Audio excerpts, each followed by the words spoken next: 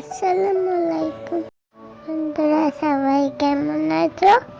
আজকে আমার বাসায় কেউ নেই, হঠাৎ আমার খিদা লাগছে, তাই ফ্রিজ থেকে একটা ডিম নিলাম।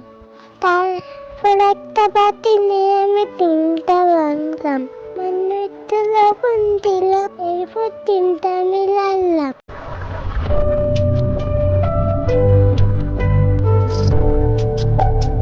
চুলায় আগুন ধরিয়ে তেল দিয়ে দিলাম।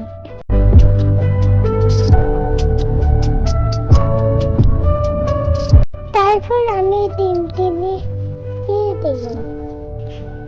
এই ডিমটি আস্তে আস্তে হইতে থাকলো।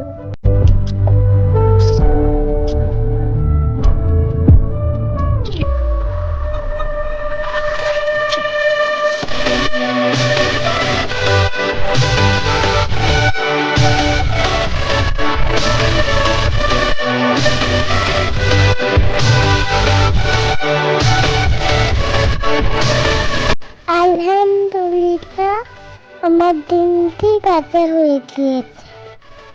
বন্ধুরা, তোমরা কি ডিম ভাজতে পারো? আমাকে সবাই ভালো থাকবেন। নতুন ভিডিও নিয়ে আসবো আবার।